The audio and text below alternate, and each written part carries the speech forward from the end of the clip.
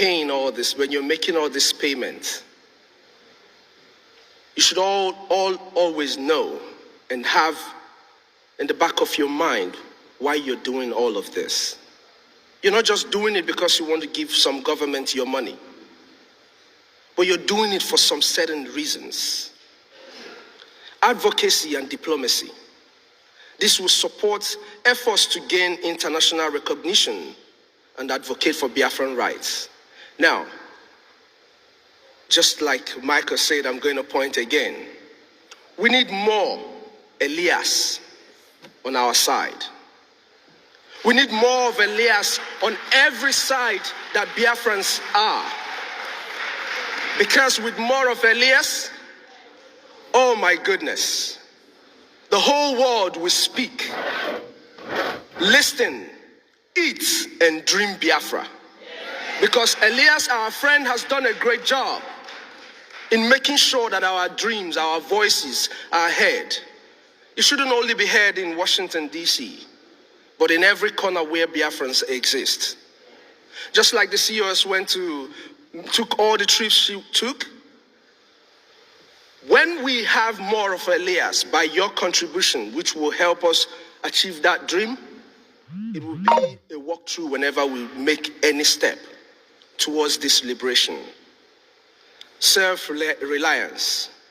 This will reduce dependence on external support and ensuring sustainability of our initiative. Most importantly, ensuring that our army have everything they need to protect and defend our motherland. Without your support, we can't do this.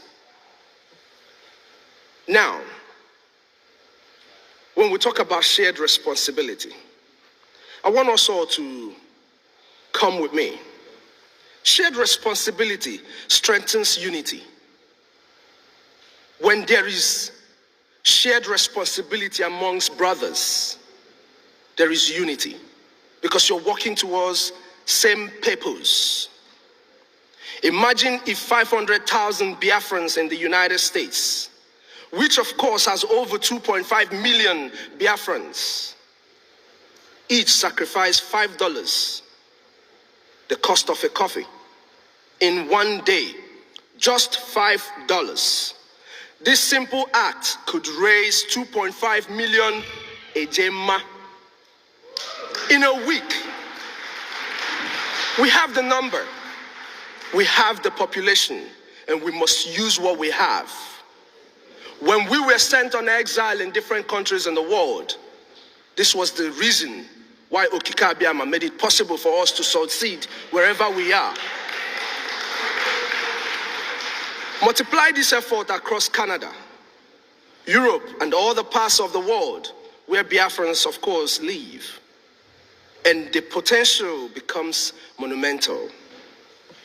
Just as tax funds the progress of nations worldwide, the liberation tax will fund our quest for freedom, development, and self-sufficiency.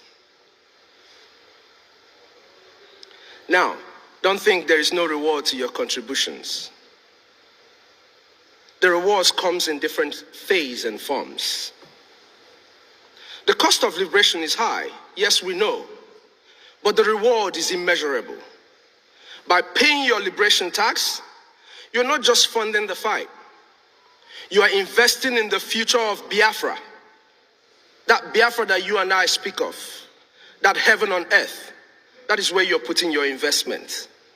Like the taxpayers in the church, the offerings in the church, your contribution makes it easy for your government to be able to achieve the dreams that they have for our dear nation, Biafra. You are investing in the future of Biafra, my people. A free Biafra means self-governance, dignity, and the ability to shape our destiny as a people.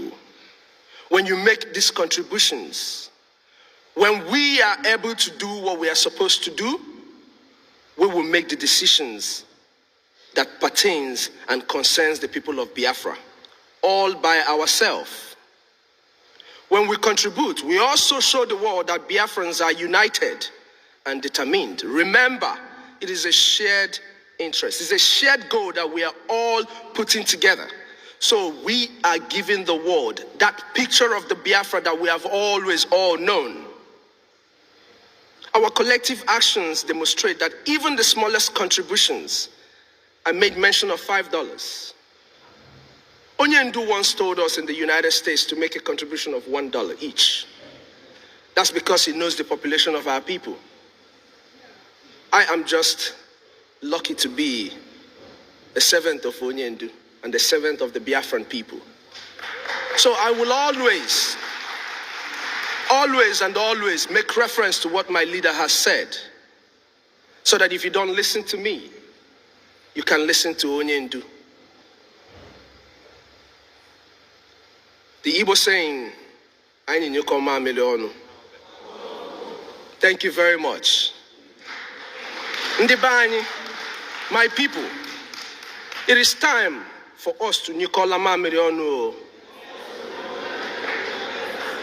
If I'm not going to, it is the simple truth. We can do everything we are doing, but the most important thing we are going to do is our collective action. Our collective action in funding, not just in speaking. It will give us and it will get us faster to where we're going. Unfortunately for our enemies, we're already in Biafra. So what we're doing now is pushing towards everything that is going to get us a final homestay for our mass exodus 2024. Oh yes, 2025. that is Otunwa, that is my brother on X, and everywhere we go. And it's not just about these rewards that you see. Personally, by contributing to the BLT, you become a part of history and contribute to a noble cause. Who doesn't like noble cause? This is the dream people have dreamt all their lives, and no cause like this came their way. You and I are lucky to be here today. But to our brothers and sisters who will be listening and watching us live or watching this program anytime in the future, it is your turn to join in this noble cause.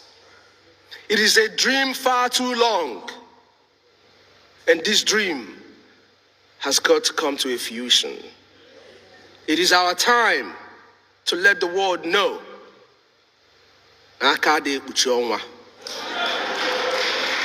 You can never cover the sun, no matter what you do. You don't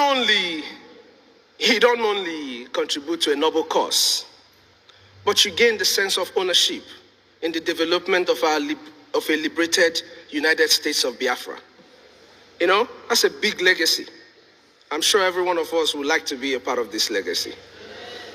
You know, be remembered as a key player in the liberation and development of Biafra. As part of the people that made this dream come true, I am Obi and I want to be a part of the people that will be remembered when I am gone, that I was a part of those who brought their heaven on earth, because our children and our children's children will definitely live in heaven on earth. Imagine telling the next generation that you played a pivotal role in the realization of a successful and sustainable Biafra. Just close your eyes for a second and imagine that. Imagine that when we are gone, my dear sister Joy Irobi, that our people who don't even know you, who don't even know what a great woman you were, can still hear the story of what you've done. Each and every one of us here. And you who is listening to us and who is going to be a part of this Biafran Liberation Tax, imagine for a second that people will be talking about what you've done for them without even knowing your name. You know, is a chance everybody has to take, you know? And there are channels to making this payment, utilizing our secured website to make this contribution, which is the Biafran Liberation Tax. All right, welcome back, wonderful people. And the Jamano, yeah. Yeah. Leono, yeah. Wano, yeah. And Western, Nanya Susanwa, Nwazo, Nanya be fine at Benebele, Kenemunu, you don't see as it happen for Finland, despite what is happening, despite the propaganda, despite what the NIG government have come up with, making sure that the Prime Minister of the Biafra Republic government in exile, Mazi Simon Ekpa, is held. But aside that, the children of God are still moving forward. The kingdom is still moving forward. The children of Israel are still doing their best to make sure they come up with the mandate that has been given to them by the Almighty Chukwu Okike Abiama. Ekwensu kiere megi n'ụwa, kiere megi, magi mando to go. Kiere megi, ekwensu kiere megi n'ụwa, kiere megi, magi mando to go. Kiere megi, ekwensu kiere megi n'ụwa, kiere megi, magi mando to go. Kiere megi. Of course, you know that a lot of people are afraid. You know the reason why these people are afraid, because somehow they know that if this dream happens to come to pass, if this dream happens to come to pass, if the dream happens to come to pass, my people, of course, you know that a lot of oil that the NIG government are sucking, their hands will be removed from there. A lot of mineral resources that these government cabals that are selling the oil and eating the money with them and their children, their relatives, the cabals that are selling the coal, mining the gold, mining the iron ore, mining the limestone. That is their fear. You know that all this issue of I want freedom, I want to secede couldn't have come up if the people who are in governmental powers are actually managing the resources given to them, are actually making sure that the resources are reaching every other person.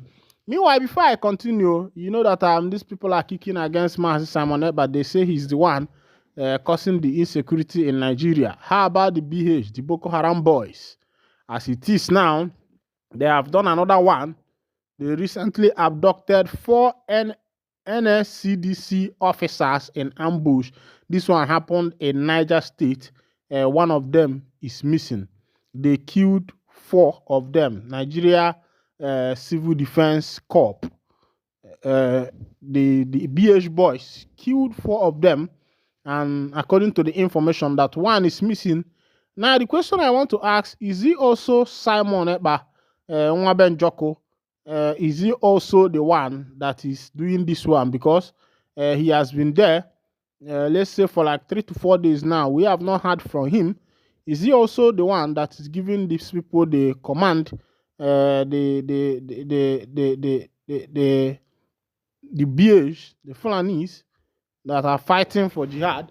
Is he the one that is also giving them command? It's just like NIG government have refused to find out what is the truth, and because those who are perpetrating the evil are inside the government, the truth can never be found. As it be, Igbo elders, Nnamdi Kanu's release key to ending insecurity, killing of Ndi Igbo. The Igbo elders have said that the key to stopping insecurity in the southeast, to curtail it, is by releasing Mazi Nnamdi Kanu. But the issue is that, is the federal government going to pay attention? Because looking at what the federal government is doing, this will tell you that Ndi Igbo need to get sense because as far as Nigeria is concerned, there is no love for them. The United Igbo Elders Council (UNEC) worldwide has emphasized that the release of Mazen Nnamdi Kanu, leader of the indigenous people of Biafra (IPOB), and the resolution of the insecurity and killing targeting the Igbo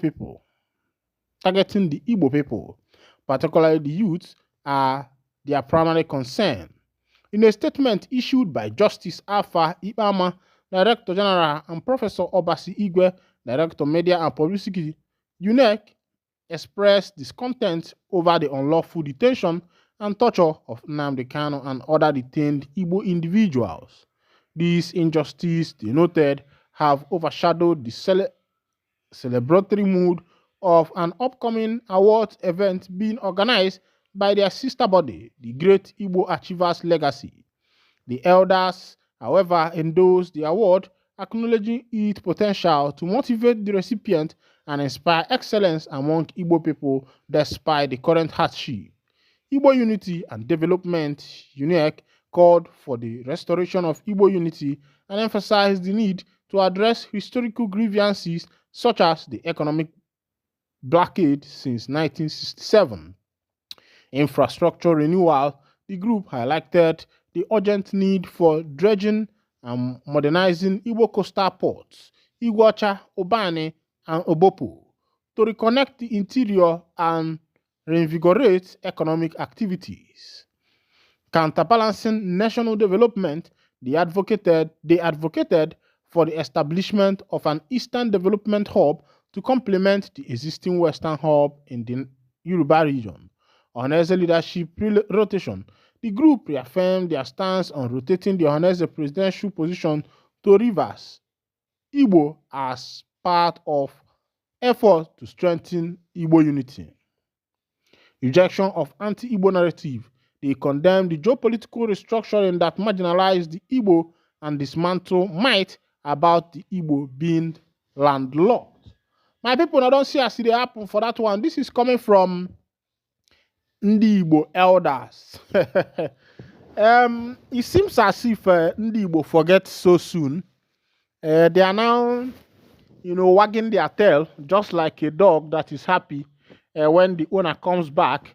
This is the same way the East Igbo elders are wagging their tail for the rivers, forgetting what happened immediately after the 1967-1970 Biafra Civil War, when Ndi Igbo went back to Port Harcourt to make sure, to River State in general, to be able to acquire their properties back. But they were not able. Even some Ndi Igbo that has landed property in Lagos were able to get it back. But why didn't they get it back from the rivers that are supposed to be their brother? That almost all the rivers speak same language with Ndi Igbo. And these people refuse bluntly that those properties should not be repatriated to Ndi Igbo or should be returned to Ndi Igbo. But people like the Northerners gave the Igbo people their things back. Even the Yorubas also gave Igbo people their things back when they come back to take it. What about these river people that Ndi Igbo believe that these people are their brother? I think it's high time you forget who forget you. It's high time you shift for who shift for you. And one thing about Africans is that they don't pay attention to history, knowing that whatever history that happened before must surely repeat itself. Meanwhile, this is where I'll be winding down the curtain. And if this is your first time of joining us, thank you for listening. God bless you. I write on behalf of the silent majority of Ndi Igbo and lovers of freedom in Nigeria.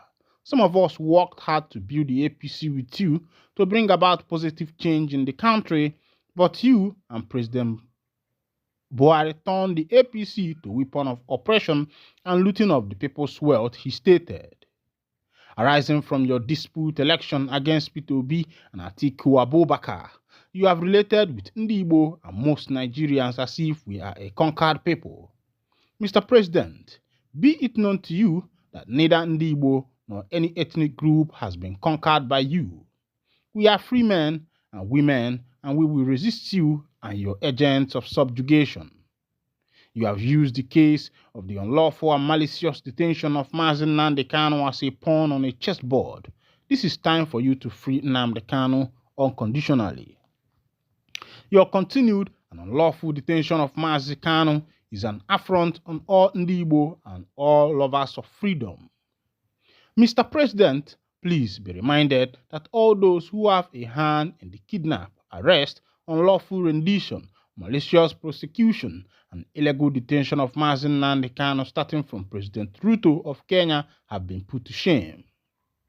Take every step necessary to release Mazi Nnamdi Kanu unconditionally. This one is coming from the former lawmaker coming from Imo State, Uche Onyagocha. Ukonda Uche Onyagocha Kenedalamo Nwokike.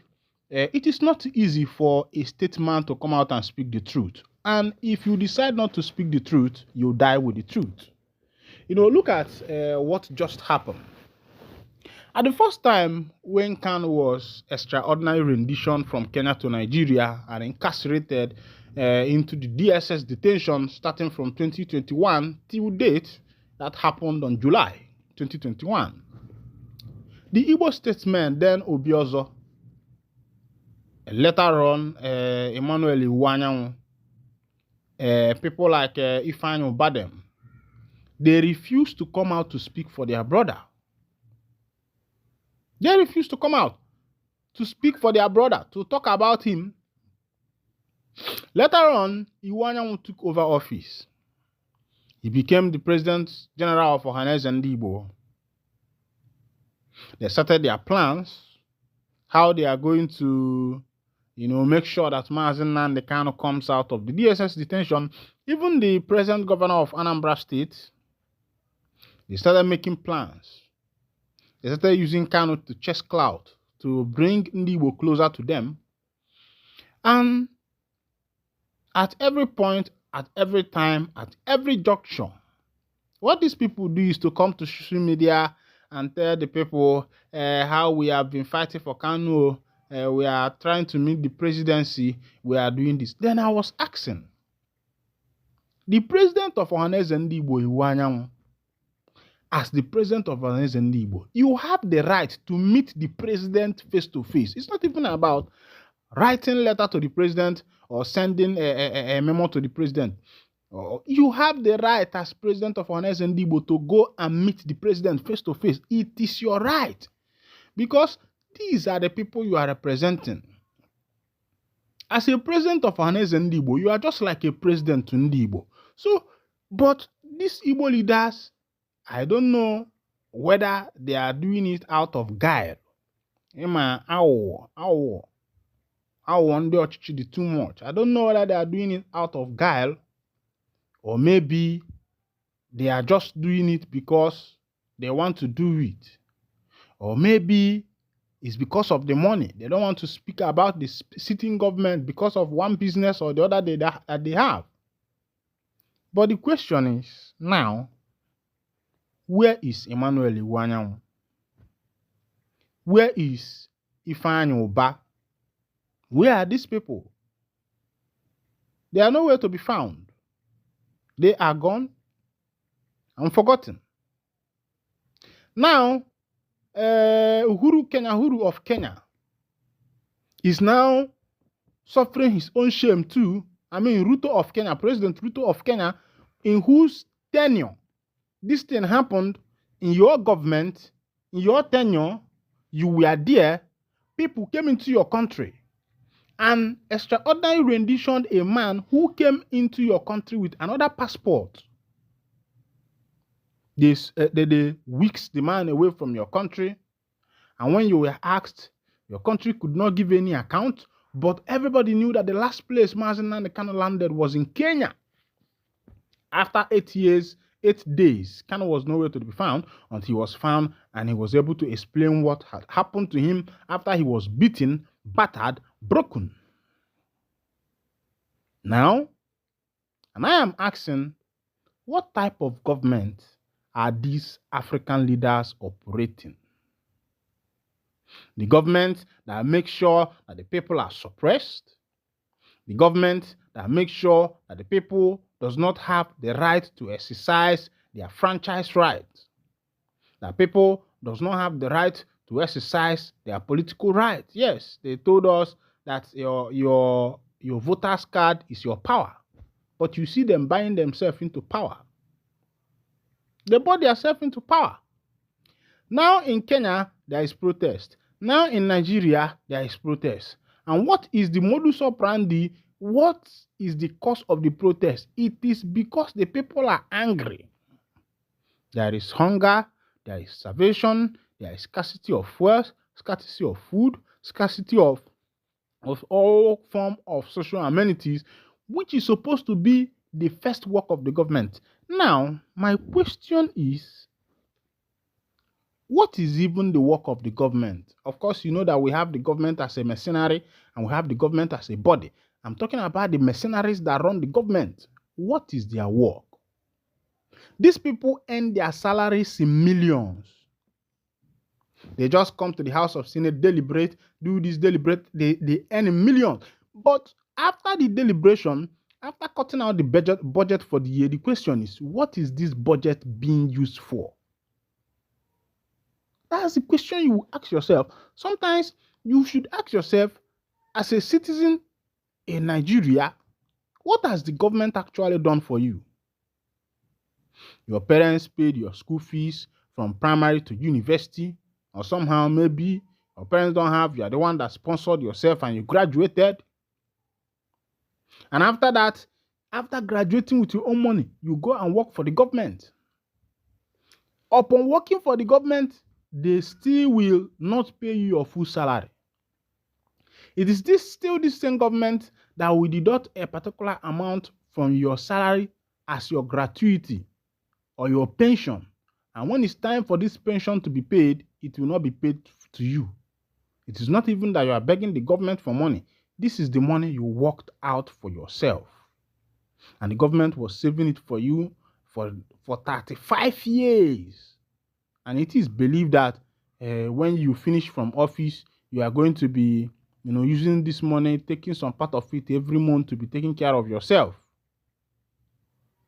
But that has not happened in this nation. The politicians, they come with their pot belly. They come with their self-aggrandizement, making sure that the nation's wealth is looted. The present senators, each of them have a car worth 240 million, Land Cruiser. The question is, what about the old cars that other senators used?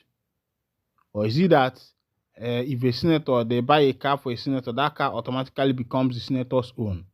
Is it not a national property? These are some of the questions we should be asking ourselves in the present government that we found ourselves in this nation. And that is why these people will make sure that people like Mazen Nnamdi Kanu is totally silenced, because they don't want to hear the truth. They don't want to hear the truth. They don't want to hear the truth.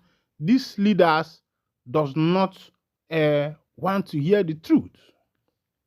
Meanwhile, on the ongoing protest as it is, police have arrested, they say police have arrested foreigners sponsoring protesters flying Russian flag in Kano.